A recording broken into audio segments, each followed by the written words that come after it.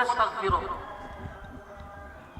ونعوذ بالله من شرور أنفسنا ومن سيئات أعمالنا من يهده الله فلا مضل له ومن يضلل فلا هادي له أشهد أن لا إله إلا الله وحده لا شريك له وأشهد أن محمدا عبده ورسوله يا أيها الذين آمنوا اتقوا الله حق تقاته ولا تموتن إلا وأنتم مسلمون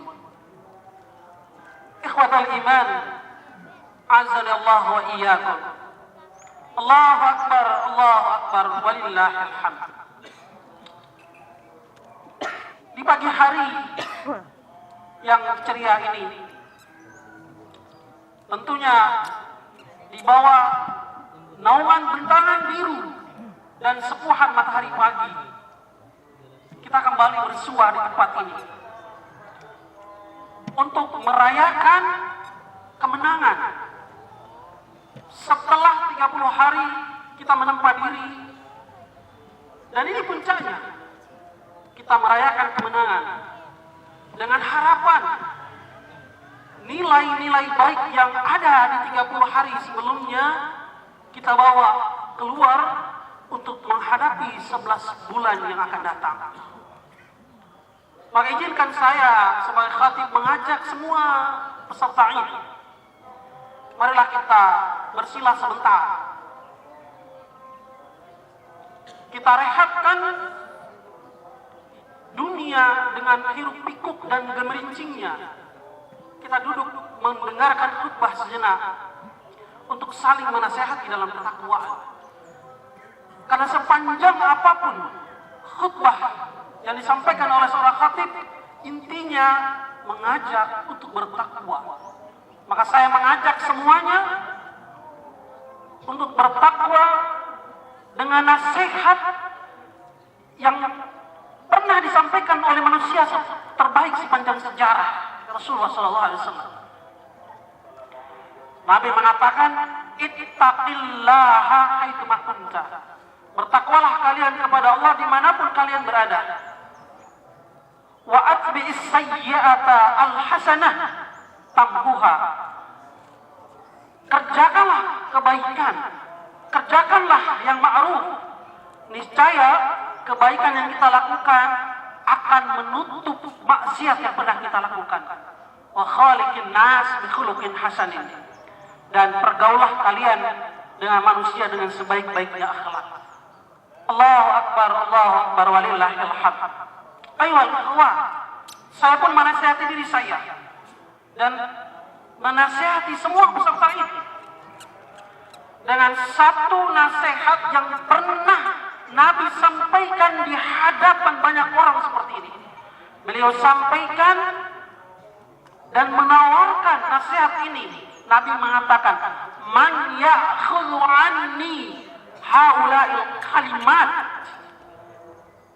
faya'malu bihinna au yu'allimu man ya'malu bihinna. Hai sahabat, siapa di antara kalian yang mau mengambil nasihat ini untuk diamalkan? Siapa? Atau setidaknya ambil dan ajarkan kepada orang lain supaya orang lain itu mengamalkannya. Maka seorang sahabat penghafal hadis terbanyak namanya Abu Hurairah, dia mengacungkan tangan, ana wahai Rasulullah, saya siap wahai Rasulullah.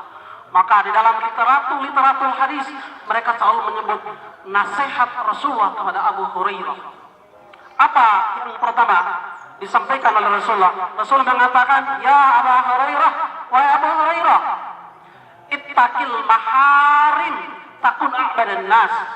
Hai Abu Hurairah, jauhi perkara-perkara yang haram, kamu akan menjadi hamba yang paling beribadah.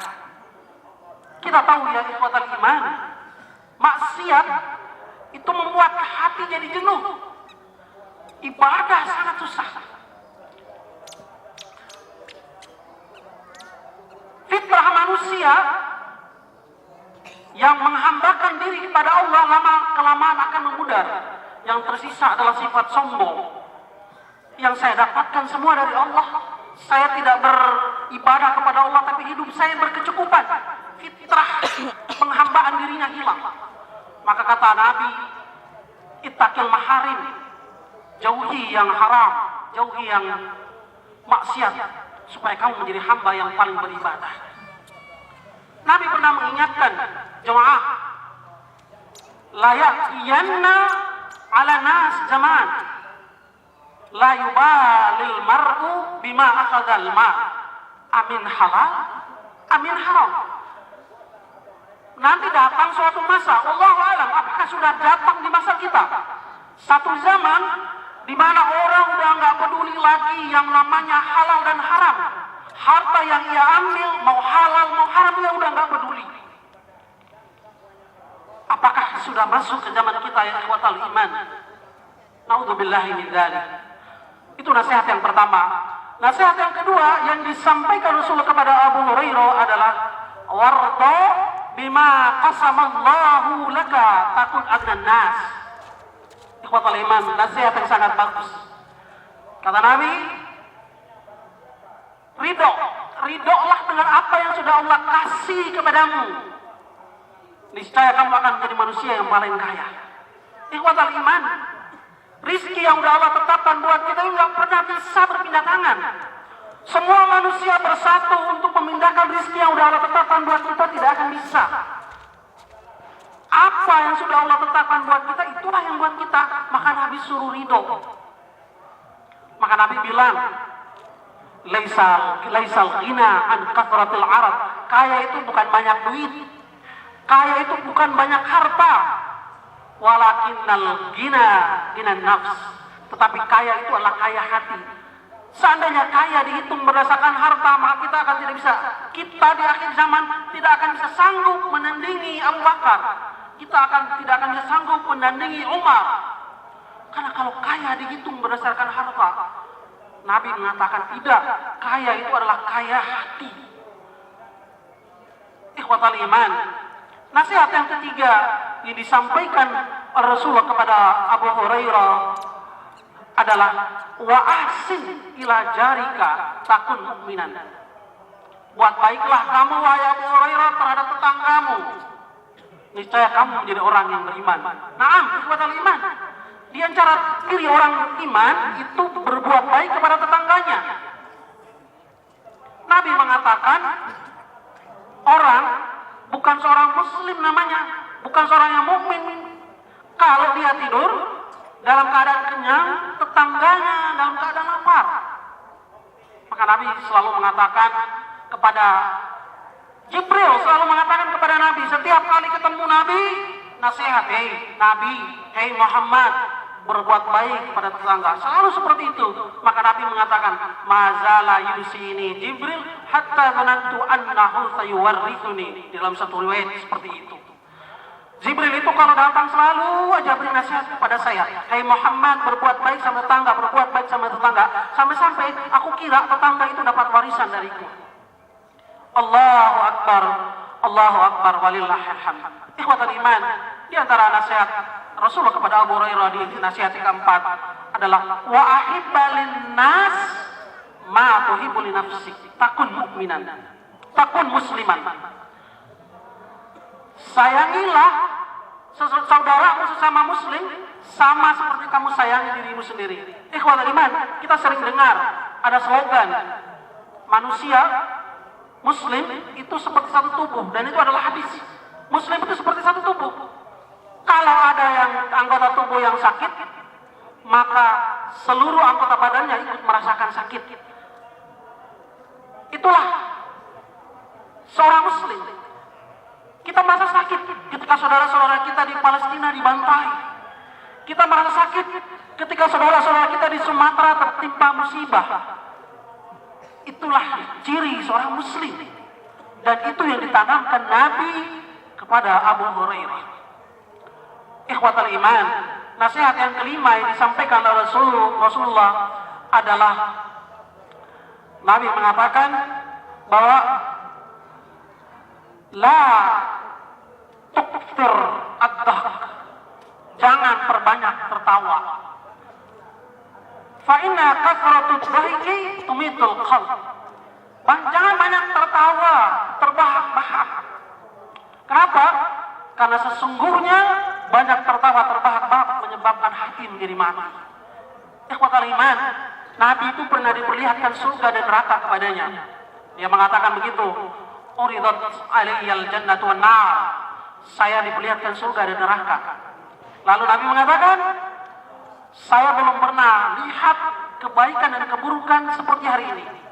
Lalu Nabi katakan, walau lau ta'lamuna ma a'lam, seandainya kalian lihat apa yang aku lihat, niscaya kalian tertawanya sedikit, menangisnya justru lebih banyak.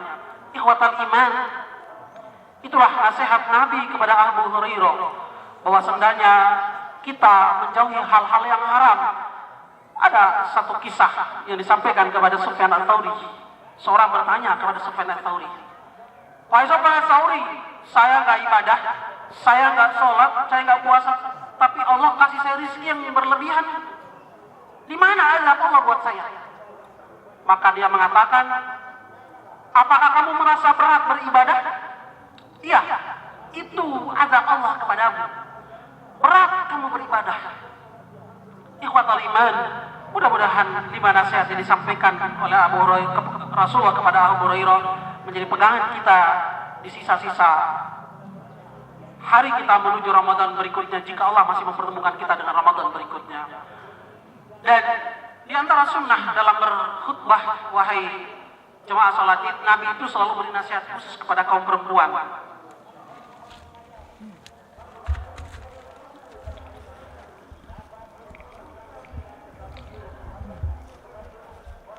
Wahai para ibu, Nabi itu selalu beri nasihat khusus ketika sedang melaksanakan sholat Idul Fitri. Di hari ini Nabi selalu minta, wahai kaum muslim, kaum muslimah, bersedekahlah. Maka banyak sekali di antara para muslimah saat itu, ada yang bersedekah dengan uangnya, ada yang bersedekah dengan perhiasannya. Kenapa? Karena Nabi menyampaikan sesuatu yang buat para perempuan merasa bahwa itu adalah sesuatu yang sering mereka lakukan. Nabi mengatakan begini,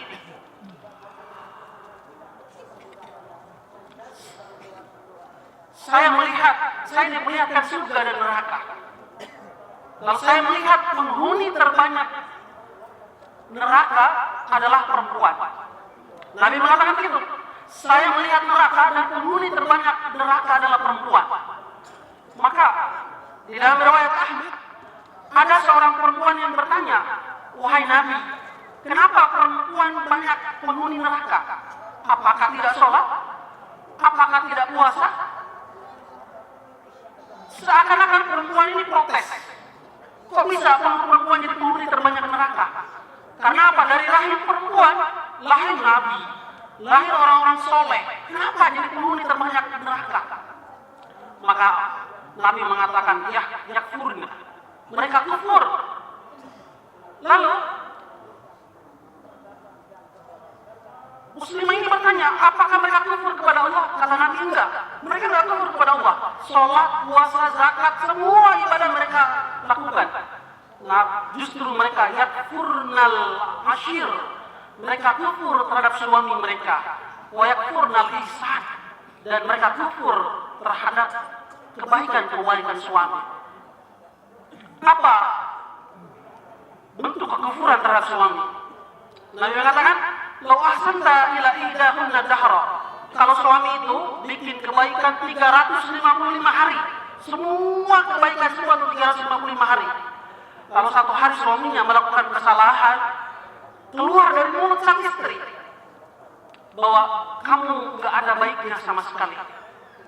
Keluar dari mulut suami istri, kamu sudah tidak sayang sama aku. Keluar dari mulut istri, kamu tidak cinta sama aku. Meskipun itu terlihat candangan, meskipun terlihat kata-kata sepele, tapi itu kata Nabi disebut dengan yakfurnal ihsan, melupakan kebaikan suami-suami sebelumnya. Kenapa, wahai kaum muslimah? Karena ada kata-kata yang sebenarnya sederhana tapi serius menurut Islam. Laki-laki dilarang mengucapkan kata-kata talak, walaupun sekedar bikin konten. walaupun hanya sekedar ucapan candaan, tapi laki-laki dilarang mengucapkan kalimat talak, cerai. Kenapa? Karena kata Nabi, 3 hal yang mana canda jadi serius, serius jadi canda. Demikian pula wanita. Wanita dilarang mengucapkan kata-kata itu di depan suaminya. Kenapa? Karena itu yang disebut dengan yakfurnal ihsan, melupakan kebaikan suami. Mudah-mudahan itu nasihat yang disampaikan oleh Rasulullah kepada kaum perempuan khusus, dan itu bukan dari saya, wahai kaum perempuan, wahai para ibu, itu adalah nasihat khusus dari Nabi. Mudah-mudahan kita semua bisa introspeksi diri, bahwasanya kata-kata yang sederhana tapi oleh Islam dianggapnya sebagai yakfurnal ihsan, melupakan kebaikan suami. Aqulu qawli hadza wa astaghfirullah li wa lakum. Assalamualaikum warahmatullahi wabarakatuh.